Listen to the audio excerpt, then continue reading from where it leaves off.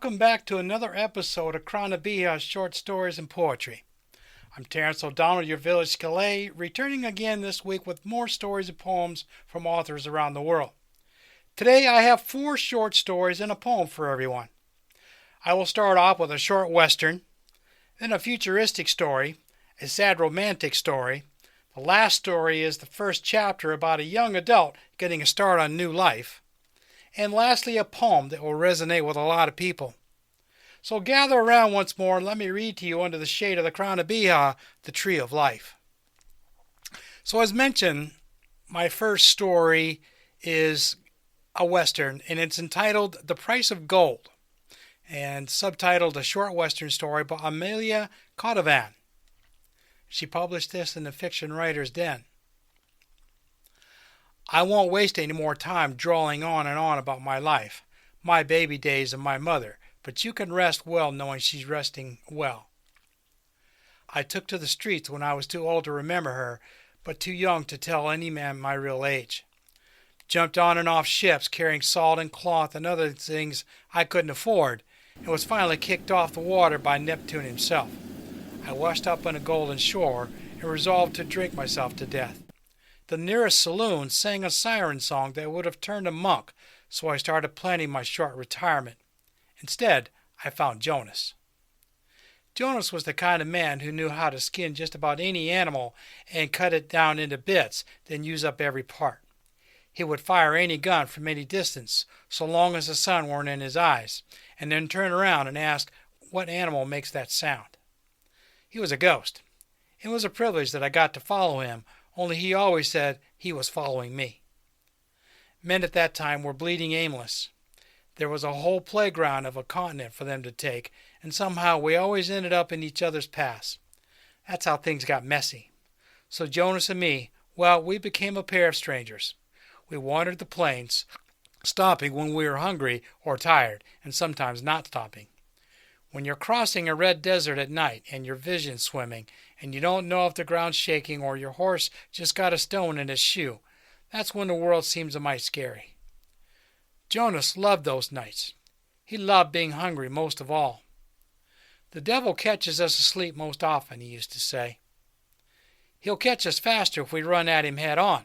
I'd shoot back, but he'd only laugh and pull the reins, steer us both into some shade, and that used to be that. I never thought to ask him about himself. He gave the impression of a man who didn't want to be asked anything except, "What's next?" And his answer was always the same. With the sun on our back, Spitter, that was my name, or so he gave me.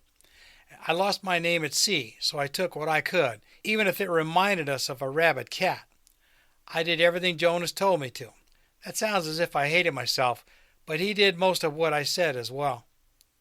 Oftentimes, though, we were at odds, and like the strangers that crossed paths too many times to count, so too did our paths diverge, and we tossed a coin who would ride in the direction of the wind, and who would take it head on.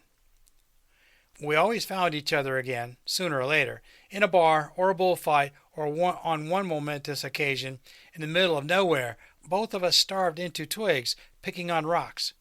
We tossed our last coin and decided to head south and saved ourselves.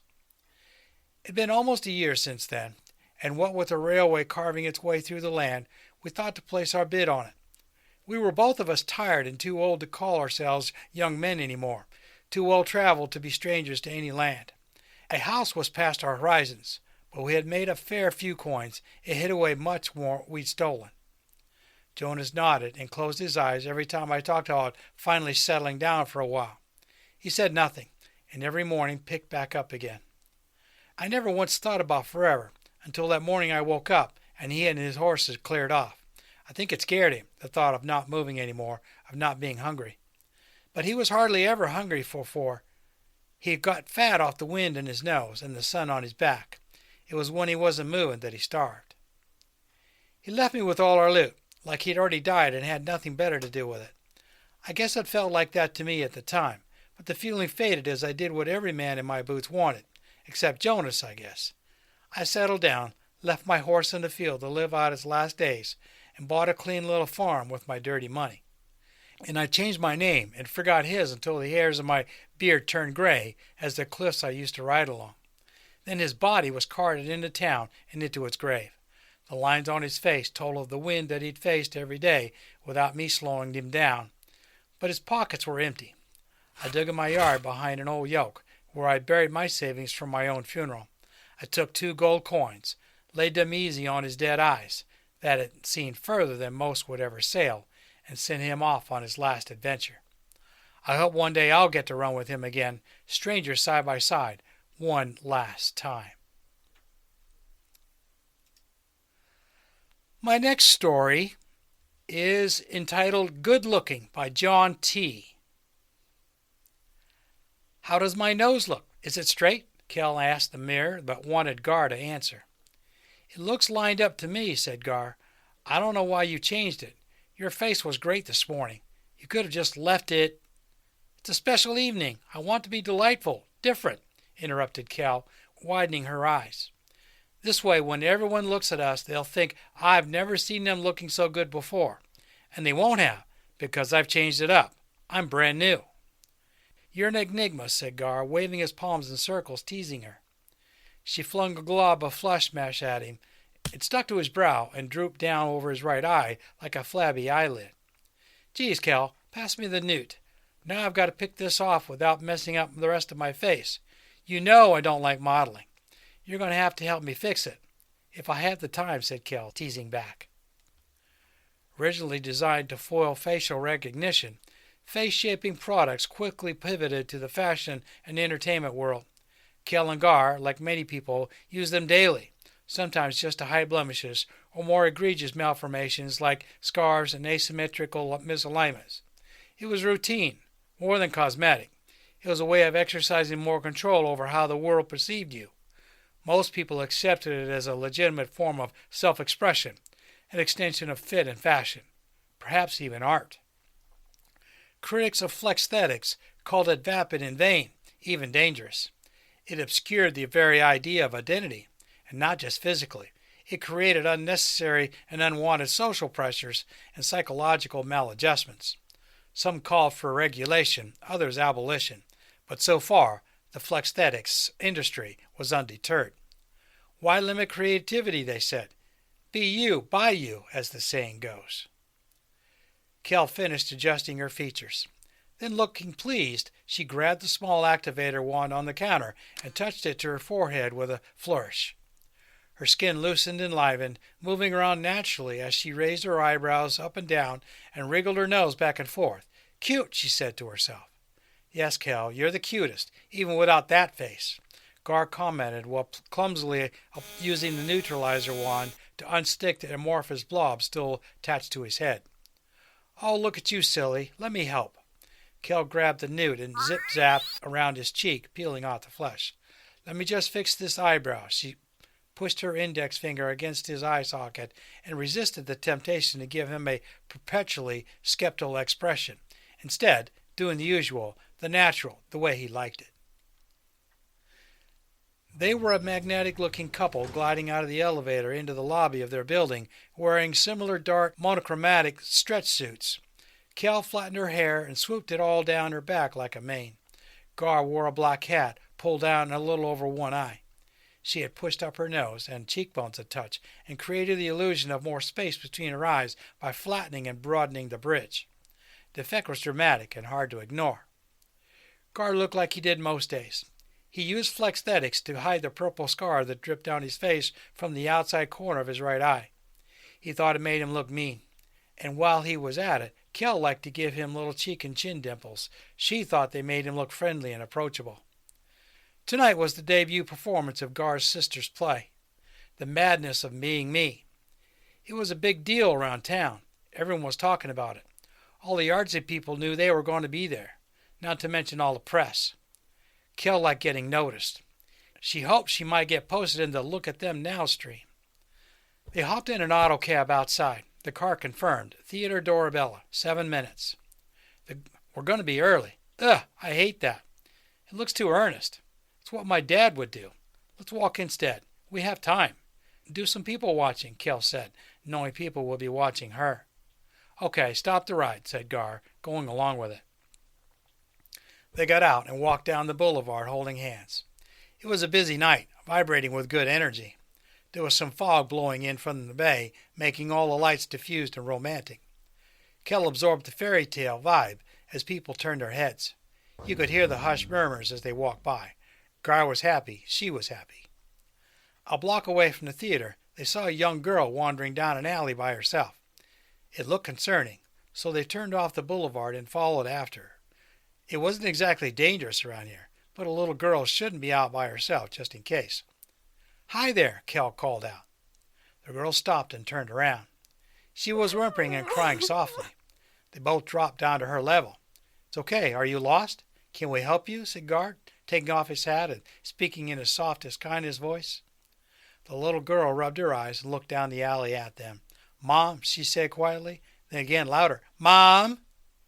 She started toward them, walking, then running, then jumping at Kel, wrapping her arms around her neck. Kel hugged her back and told her everything was okay. She pet down her hair as the little girl whimpered into her neck.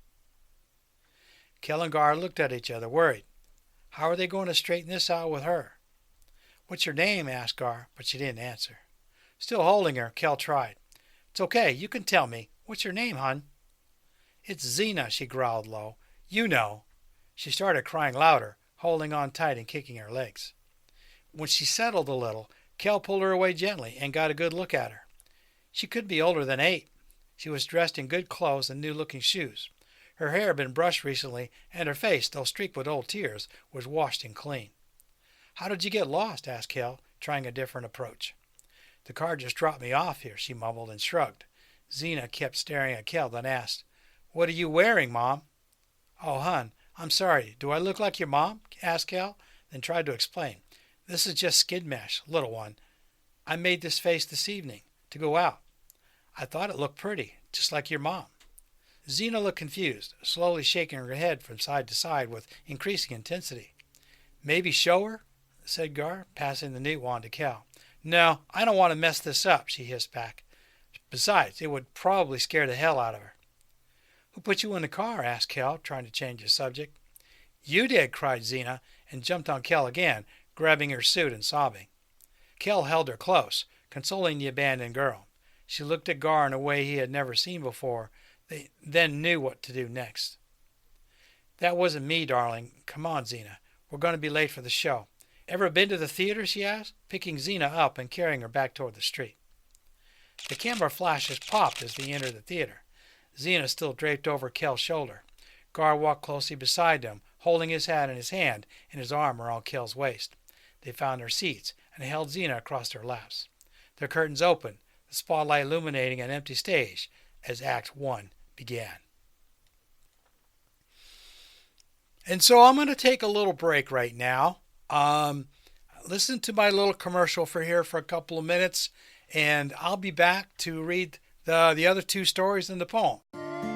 During this break, I wish to ask for a donation of any amount to help me keep this podcast going. I'm fine with whatever you can afford, using whatever currency you want. I've set up a donation tab on the Crann Stories and Poetry webpage at rss.com and a donation page on my website at www.crannabihah.com using PayPal for your security. Don't worry about the exchange rates, as PayPal takes care of that for us. If you like this podcast, please like, subscribe, and share it with everyone you know in your social circles, as the writers I showcase in this podcast deserve all the exposure they can get. I created this podcast for them because I love to read their work, and I believe it should be shared with the whole world. Now, I want to explain how to find my website. Since this show is audio only, just write down the website name from the podcast image showing here and search for it.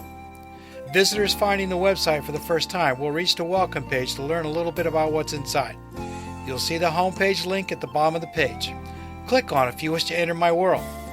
Once on the homepage, you'll see the menu bar at the top where there are links to the pages in the website. Feel free to look around all you want. If you should happen to buy one of my books, all the better. Thank you for your support.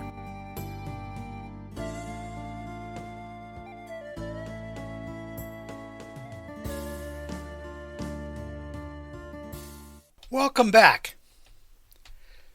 I have my 3rd story here. It's entitled Night Music. She says it's a clean, romantic short story, no spice, no cussing, by Catherine Elaine. She says it's something like a Jane Austen story. So, let's find out. You tell me. She sat on the windowsill with her eyes closed. The gentle fingertips of the rain tapped on the window pane. Another hot, sleepless summer night in the city. Anne opened the window. Humid air caressed her face along with cool raindrops. She listened to the traffic noises long into the night. Anne had spent many sleepless nights since she moved to the city. The first year living on her own turned out to be the loneliest of her life. Her new co-workers barely noticed her. She had given up on dating strangers from the labyrinths of the web. None of them would ever hear her. Everybody in this big city marveled over their own voices, their own stories. The louder, the better. The timid voices and humble stories like Anne's disappeared in the cruel traffic noises, the vain ramblings of men she dated, and the obnoxious gossiping of her co-workers. Anne stood by the open window. She only wished to hear the rain, like she could in the small village she grew up in. Anne missed the voices of birds waking her every morning, and the soothing sound of her father rehearsing on the piano late at night for his next concert. Anne moved to the city after his death a year ago. Her world had become a jumbled mess of loud voices and noises she didn't want to hear anymore.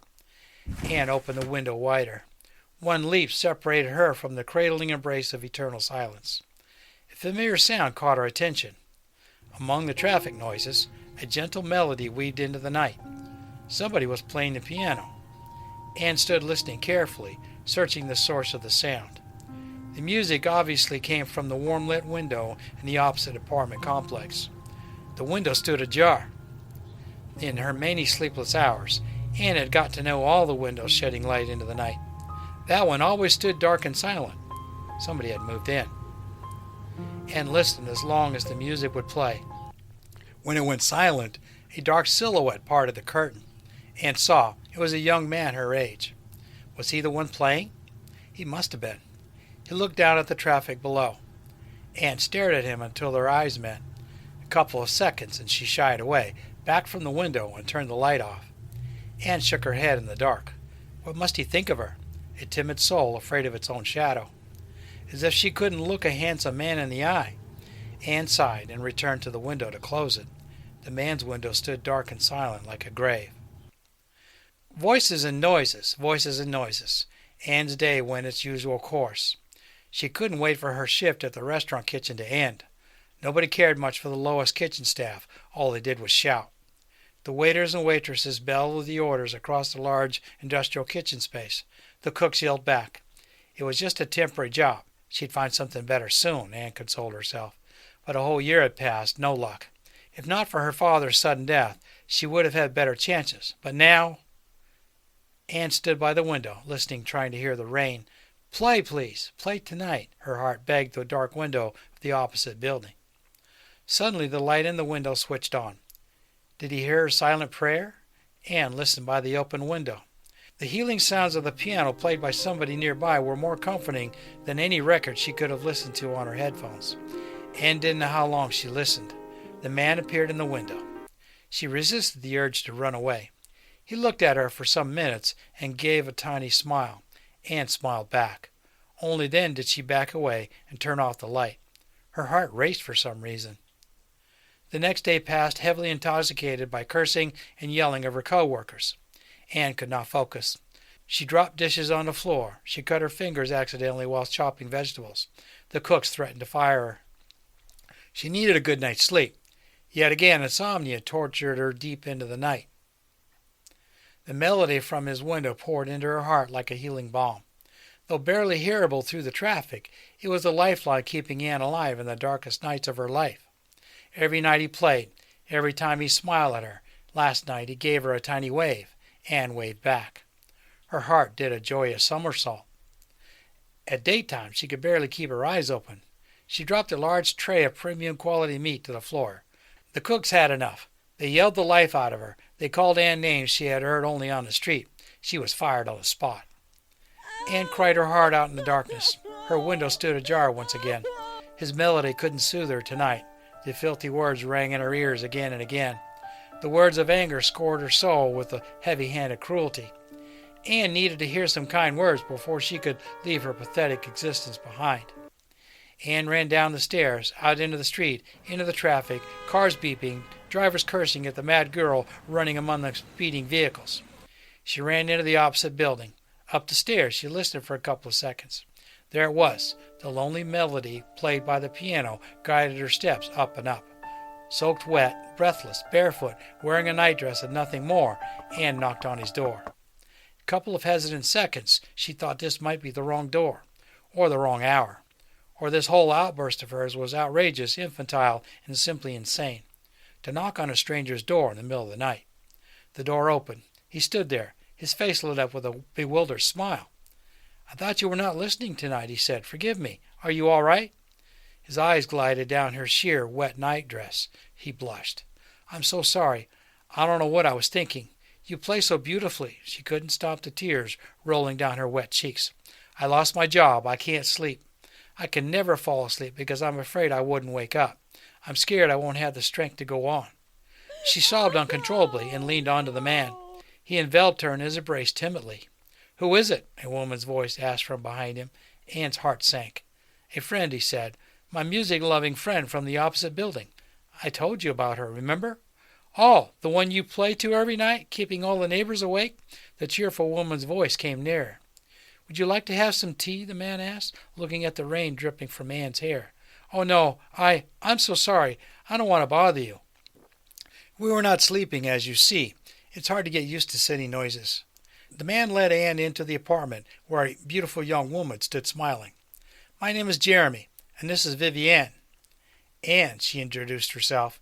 Ann shook hands with Jeremy, but when she extended her hand to Vivienne, the latter stood smiling awkwardly without noticing it. "Forgive me, Ann. My sister Vivienne is blind," Jeremy said, and beckoned his sister to shake Ann's hand.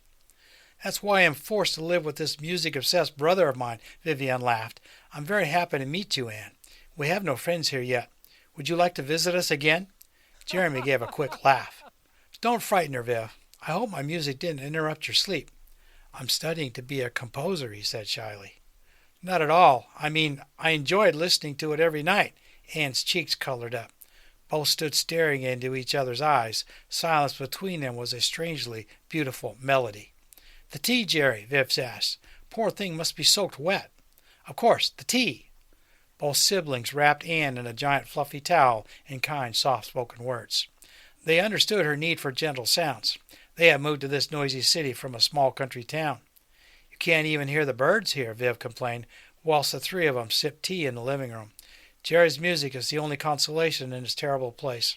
I must confess, I like it when he plays at night, even though he keeps me awake." "I like it too, very much." Ann's gaze found Jeremy's eyes. He smiled slightly, blushing in the warm lamplight. "I'm glad you came, Ann. I would never find the courage to, he stuttered, staring into his teacup. "Would you play something, Jerry?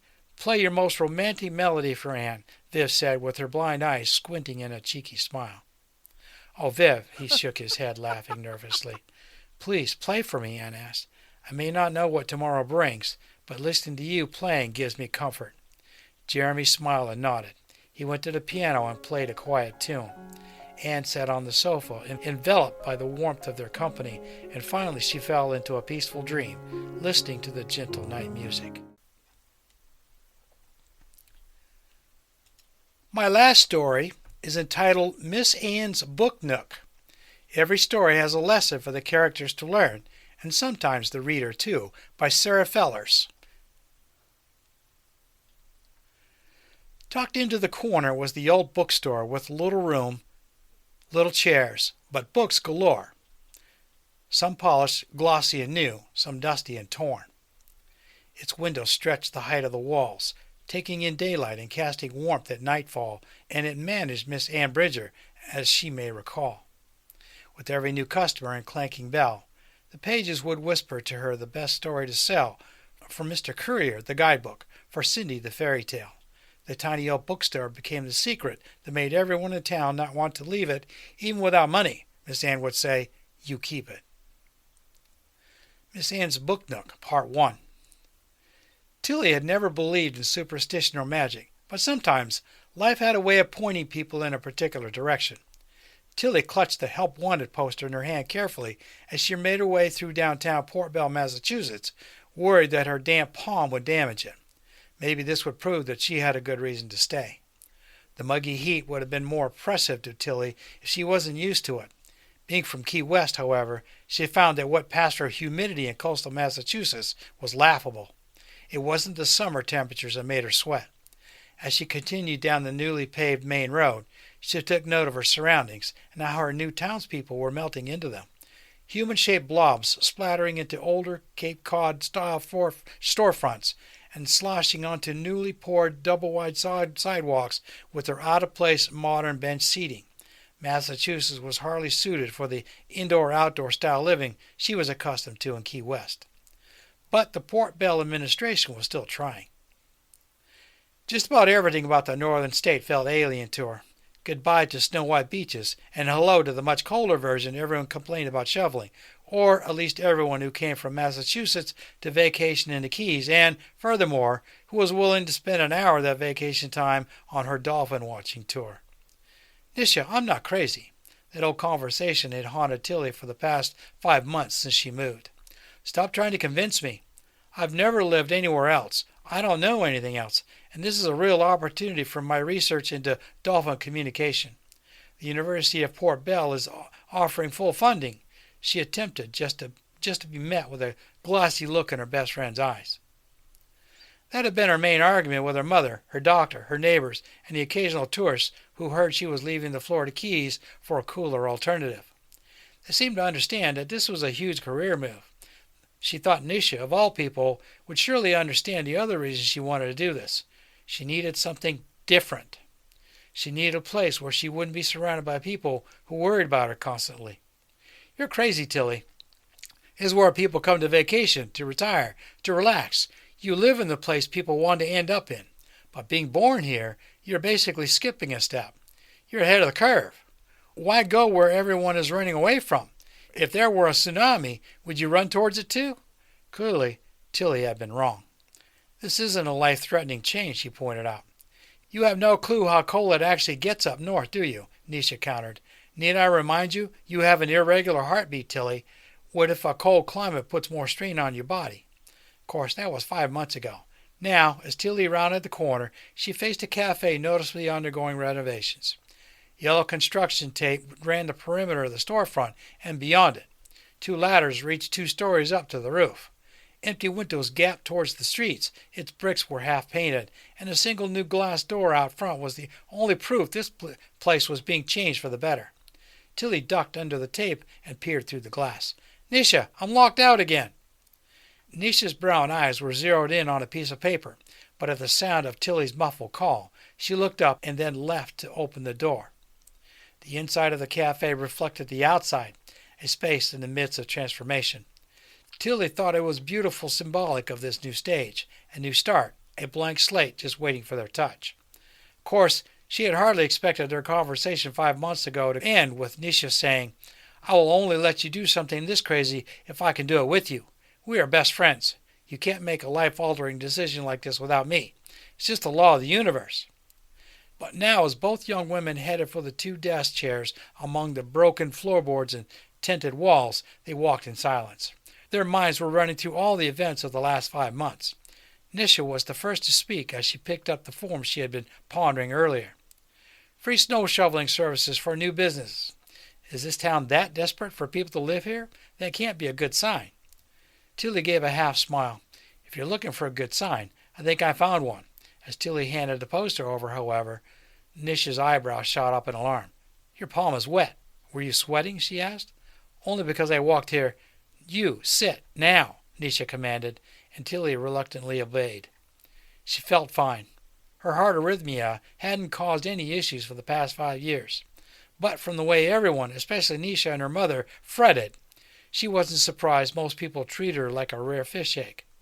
After 10 minutes straight of reassuring Nisha she was fine and drinking a cup of water, Tilly nodded to the poster. Nisha finally read it and then eyed Tilly in confusion. What, are you thinking of applying for a part-time job? You don't need the money with the university giving you a full ride, and your time is going to be dedicated to listening to dolphin talk and tasting my key lime pies. Tilly nodded. It's only for the summer, just for a couple of days a week. I promise I won't be doing too much. I know you can use a little extra for the startup cost, and besides, the store has such a cool name. I can at least give it a try." Nisha sighed. "I don't know, Tilly. The cafe and bakery were my idea. I should be responsible for those costs. I know you love books, so I'm not worried about this stressing you out, but—" She had more she could protest. Nisha knew she could insist, but then she saw the hopeful gleam in Tilly's green eyes. She surrendered. "I guess Miss Ann's book nook does sound like a cool place to check out at least. Okay, fine. But promise me you will tell her everything about your situation." Tilly nodded and held out her right pinky. "I swear." And then she says part 2 is coming up, so I'll have to go look for it. My last is a poem called Castles in the Sky. Gather Them Rhymes by Mariana Bosarova. She published this under Right Under the Moon. I am not alone on the way uncertain. The world there stumbles, full of doubt, and faith appears as if behind a curtain. After an unexpected, cruel bout, traitors stare at me with eyes of cold and smugly grins on my ordeal, yet still I find the strength to hold, to write with words that breathlessly reveal the teeth of predators in sheep's disguise, with masks on faces my fate won't dictate. I'm not a soul for lonesome cries, for endless shame or bitter hate. I don't oppose the windmill's might, and even I claim a realistic view. Yet I can be rebellious through the night, chasing phrases on my paper in truth. Then gather them in rhymes again, paint them with lovely strokes. I know the twists and sudden bends, and find in my soul some secret hope. To run through words, castles in the sky, chasing winds across the land, then in a quiet corner hidden nigh, to pause a while to understand. And that's all I have for everyone this week. I hope you enjoyed the stories and poems I've got here, and I'll be back again next week with more. Sláinte. Guru Mahagat. Thank you for listening to the show today.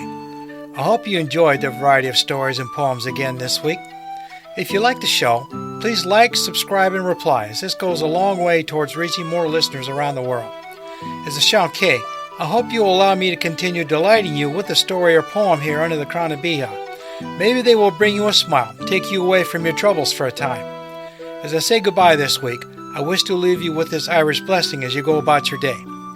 May your path rise up to meet you, and the sun warm your bonnet as you walk down the lane to the pub. May your friends and relations bring you a pint after you retell these stories and poems I give you here. Slán go fóill. Goodbye for now.